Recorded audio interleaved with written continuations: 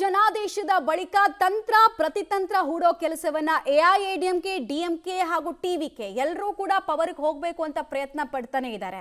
Solid numbers ಇಲ್ಲದಿರೋ ಕಾರಣಕ್ಕೆ largest party ಆಗಿರುವಂತಹ ಟಿವಿಕೆಗೆ ಸಂಕಟ ತಪ್ಪಿದ್ದಲ್ಲ, ನಿರಾಸೆ ಮೇಲೆ ನಿರಾಸೆ ಆಗ್ತಾ ಇದೆ.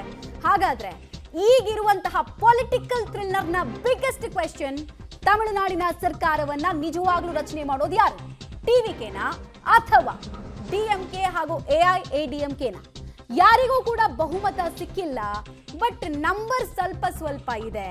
ನಂಬರ್ಸ್ಗಿಂತ ಕೆಲವರು ಕಿಂಗ್ ಮೇಕರ್ ಆಗಿದ್ದಾರೆ. ಅವ್ರು ಯಾರ ಕಡೆ ವಾಲ್ತಾರೆ ಅನ್ನೋದೇ ಅಲ್ಟಿಮೇಟ್. ಎಡಪಕ್ಷಗಳು ಸಣ್ಣಪುಟ್ಟ ಪಕ್ಷಗಳೊಂದಿಗೆ ವಿಜಯ್ ಸಂಪರ್ಕವನ್ನ ಸಾಧಿಸ್ತಾ ಇದ್ದಾರೆ, ಬಟ್ ಅವರನ್ನ ಕನ್ವಿನ್ಸ್ ಮಾಡಿ ತಮ್ಮ ಕೂಟದ ಒಳಗೆ ತೆಗೆದುಕೊಳ್ಳುವಲ್ಲಿ ಟಿವಿಕೆ ಇನ್ನೂ ಆಗ್ತಾ ಇಲ್ಲ. ನಾವು ಸರ್ಕಾರ ರಚನೆ ಮಾಡ್ತೀವಿ ಅಂತ ವಿಜಯ್ ವಿಶ್ವಾಸವನ್ನ ವ್ಯಕ್ತಪಡಿಸ್ತಾ ಇದ್ದಾರೆ. ಬಟ್ ಎಐಎಡಿಎಂಕೆ ಮತ್ತು ಡಿಎಂಕೆ ಅತಿ ದೊಡ್ಡ ಟ್ವಿಸ್ಟ್ ಅನ್ನ ಹೊಸ ಪ್ಲೇಯರ್ ಎಂಟ್ರಿ ಮೂಲಕ ನಾವು ಕೊಡ್ತೀವಿ ಅಂತ ಪ್ರಯತ್ನಗಳನ್ನ ಪಡ್ತಾ ಇದೆ. ಹೀಗಾಗಿ ನಾವು ಹೇಳಿದ್ದು ಪಟ್ಟಕ್ಕೆ ಏರೋದಕ್ಕೆ ವಿಜಯ್ ಕಾಲೆಳೆಯೋದಕ್ಕೆ ಅಂತ ಪ್ರಯತ್ನಗಳನ್ನ ಎಐಎಡಿಎಂಕೆ ಮತ್ತು ಡಿಎಂಕೆ ಮಾಡ್ತಾ ಇದೆ. ಪಟ್ಟದ ಕನಸು ಕಾಣ್ತಾ ಇರುವ ವಿಜಯ್ ಹೇಗಾದ್ರೂ ಮಾಡಿ ಅದನ್ನು ದಕ್ಕಿಸ್ಕೊಳ್ತೀನಿ ಅಂತ ಅವರೂ ಕೂಡ ಯೋಚನೆ ಮಾಡ್ತಾ ಇದ್ದಾರೆ. 4ನೇ ದಿನದ ಪೊಲಿಟಿಕಲ್ ಥ್ರಿಲ್ಲರ್ ಯಾವುದೇ ಸಿನಿಮಾಗೂ ಕೂಡ ಕಡಿಮೆ ಇಲ್ಲ. ಕೊನೆಯ ತನಕ ಪ್ರೇಕ್ಷಕರನ್ನ ಎಡ್ಜ್ನಲ್ಲಿ ಇಟ್ಕೊಳ್ಳೋ ಕೆಲಸ ಕ್ಷಣ ಕ್ಷಣಕ್ಕೂ ಕೂಡ ಆಗ್ತಾ ಇದೆ. ಒಂದು ವೇಳೆ ವಿಜಯ್ ಅಂದ್ಕೊಂಡ ಕ್ಯಾಲ್ಕುಲೇಷನ್ ಆಗಿದ್ದಿದ್ರೆ ಇಷ್ಟೊತ್ತಿಗೆ ಪ್ರಾಬ್ಲಮೇ ಆಗ್ತಾ ಇರಲಿಲ್ಲ. ಎಡಪಕ್ಷಗಳು ಮುಸ್ಲಿಂ ಲೀಗ್ ಸಪೋರ್ಟ್ ಕೊಟ್ಬಿಟ್ಟಿದ್ರೆ ಪ್ರಾಬ್ಲಮೇ ಆಗ್ತಾ ಇರಲಿಲ್ಲ. ಆರಾಮ್ಸೆ ಸಪೋರ್ಟ್ ಲೆಟರ್ನ ಕೊಟ್ಟಿರೋರು. ಬಟ್ ಅವ್ರನ್ನ ಕನ್ವಿನ್ಸ್ ಮಾಡೋದಕ್ಕೆ ವಿಜಯ್ ಕಡೆಗೆ ಎಕ್ಸ್ಪೀರಿಯನ್ಸು ಇಲ್ಲ. ಇನ್ನೊಂದು ಆ ಮಾತಿನ ಚಾತಿ, ಎಕ್ಸ್ಪೀರಿಯನ್ಸ್ನ ಚಾತಿ ಇಲ್ಲಿ ಕೊರತೆ ಕಾಣಿಸ್ತಾ ಇದೆ. ಬಟ್ ವೆರಾಸ್ ಡಿಎಂಕೆ ಮತ್ತು ಎಐಎಡಿಎಂಕೆ ನಿಮಗೆ ನೆನಪಿರಲಿ, 1967ರಿಂದ ತಮಿಳ್ನಾಡನ್ನ 5 ವರ್ಷ ಕ್ರಮವಾಗಿ ಆಳ್ತಾ ಇರೋದು ಈ ಎರಡೇ ಪಕ್ಷಗಳು. ಸೊ ಗೊತ್ತಿದೆ ಅವರಿಗೆ. ಡೀಟೇಲ್ಸ್ ಕೊಡ್ತಾರೆ. ಮಸೂದ್ ನೇರ ಸಂಪರ್ಕದಲ್ಲಿ ಜಾಯಿನ್ ಆಗ್ತಾ ಇದ್ದಾರೆ. ಮಸೂದ್, ಯಾರು ಅಂದ್ಕೊಳ್ಳದೆ ಇರುವಂತಹ ಟ್ವಿಸ್ಟ್, ಇಷ್ಟು ದಿನ ಗುಸು ಮಾತು ಕೇಳಿ ಬರ್ತಾ ಇತ್ತು, ಬಟ್ ಈಗ ಆಲ್ಮೋಸ್ಟ್ ಈ ಇಬ್ಬರು ನಾಯಕರ ಭಾಷೆ ರಾಗ ನೋಡ್ತಾ ಇದ್ರೆ ಏನೋ ಒಂದು ದೊಡ್ಡ ಪ್ಲಾನ್ ಅನ್ನೇ ಎಐಎಡಿಎಂಕೆ ಮತ್ತು ಡಿಎಂಕೆ ಮಾಡ್ತಿದೆ ಅಂತ ಅನಿಸ್ತಾ ಇದೆ.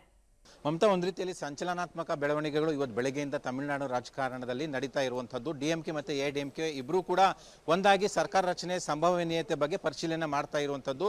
ತಂಬಿದೊರೈಯವರ ಹೇಳಿಕೆ ಹಿನ್ನೆಲೆಯಲ್ಲೇ ಈ ಒಂದು ವಿಚಾರಕ್ಕೆ ಒಂದು ರೀತಿಯಲ್ಲಿ ಪುಷ್ಟಿ ಸಿಕ್ಕಿದೆ. ಅದರ ಬೆನ್ನಲ್ಲೇ ಒಂದಷ್ಟು ವಿದ್ಯಮಾನಗಳು ಕೂಡ ಅದಕ್ಕೆ ಪೂರಕವಾಗಿಯೂ ಕೂಡ ನಡೀತಾ ಇರುವಂಥದ್ದು. ಒಂದೇ ಅಜೆಂಡಾ, ಟಿವಿಕೆನ ಅಧಿಕಾರಕ್ಕೆ ಬರದಂತೆ ತಡೆಯೋದು ಇವೆರಡು ಪಕ್ಷಗಳ ಅಜೆಂಡಾ. ಆದರೆ ಎರಡೂ ಪಕ್ಷಗಳು ಕೈ ಜೋಡಿಸ್ತಾವ ಅನ್ನುವಂಥ ವಿಚಾರದಲ್ಲಿ ಇನ್ನೂ ಕೂಡ ಒಂದಷ್ಟು ಅನುಮಾನಗಳಿದ್ದಾವೆ.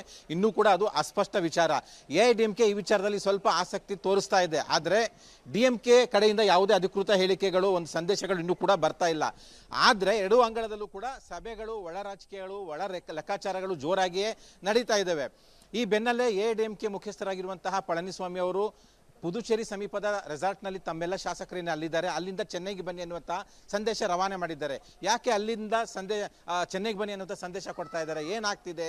ಆ ಹಿನ್ನೆಲೆಯಲ್ಲೇ ಒಂದಷ್ಟು ಊಹೆಗಳು ಕೂಡ ಪುಷ್ಟಿ ಪಡ್ಕೊಳ್ತಾ ಇದ್ದಾವೆ. ಇತ್ತ ಡಿಎಂಕೆ ಮುಖ್ಯಸ್ಥ ಸ್ಟಾಲಿನ್ ಕೂಡ ತಮ್ಮ ಪಕ್ಷದ ಕಚೇರಿಯಲ್ಲಿ ಪ್ರಮುಖರ ಸಭೆ ಮಾಡ್ತಾ ಇದ್ದಾರೆ. ಅಂದರೆ ನಿನ್ನೆ ಸಂಜೆ ಸಭೆ ಮಾಡಿದವರು ಇವತ್ತು ದಿಢೀರ್ ಮತ್ತೊಂದು ಸಭೆ ಇಟ್ಕೊಳ್ಳುವ ಕಾರಣ ಏನು? ಎಲ್ಲವೂ ಕೂಡ ಒಂದು ಕಡೆ ಬಹಳ ಅನುಮಾನಗಳು, ಬಹಳ ಪ್ರಶ್ನೆಗಳು ಕೂಡ ಕಾಡ್ತಾ ಇರುವಂಥದ್ದು. ಇದೇ ಬೆನ್ನಲ್ಲೇ ಇವತ್ತು ಎಡಪಕ್ಷಗಳಲ್ಲಿ ಕೂಡ ಸಭೆ ಮಾಡ್ತಾ ಇದ್ದಾವೆ. ಟಿವಿಕೆಗೆ ಬೆಂಬಲ ಕೊಡಬೇಕಾ ಕೊಡಬಾರ್ದಾ ಅನ್ನುವಂಥ ನಿಟ್ಟಿನಲ್ಲಿ ಅವರು ಕೂಡ ಸಭೆ ಮಾಡಿ ಒಂದು ತೀರ್ಮಾನಕ್ಕೆ ಬರ್ತವೆ. ಡಿಎಂಕೆ ಎಐಎಡಿಎಂಕೆ ಮರ್ಜ್ ಆಗುವಂಥ ವಿಚಾರ ಮತ್ತಷ್ಟು ರೆಕ್ಕೆ ಪುಕ್ಕ ಕಟ್ಕೊಂಡು ಇವತ್ತು ಏನಾದರೂ ಸಂಚಲನ ಸೃಷ್ಟಿಸದೆ ಹೋಗಿದ್ದಿದ್ರೆ ಎಡಪಕ್ಷಗಳ ನಿರ್ಧಾರ ಬಹುತೇಕ ವಿಜಯ ಕಡೆ ವಾಲ್ತಾ ಇತ್ತು. ಆದರೆ ಎಡಪಕ್ಷಗಳು ಈಗ ಗೊಂದಲದ ವಾತಾವರಣದಲ್ಲಿ ಇದ್ದಾವೆ. ಯಾಕೆಂದ್ರೆ ಡಿಎಂಕೆ ಎಐಎಡಿಎಂಕೆ ಮರ್ಜ್ ಆದ್ರೆ ಇವರ ನಿರ್ಧಾರದ ಮೇಲೆ ಅದು ಖಂಡಿತವಾಗಿಯೂ ಕೂಡ ಪರಿಣಾಮ ಬೀರುತ್ತೆ. ರೈಟ್ ಮಸೂದ್, ಹಾಗೆ ಸಂಪರ್ಕದಲ್ಲಿ ವಾಪಸ್ ಬಂದೆ. ನೋಡಿ, ಡಿಎಂಕೆ ಮತ್ತು ಎಐಎಡಿಎಂಕೆ ಪಕ್ಷವನ್ನ ತಮಿಳಿನ ಜನ ಅತಿಮುಖ ಪಕ್ಷ ಅಂತ ಕರೀತಾರೆ.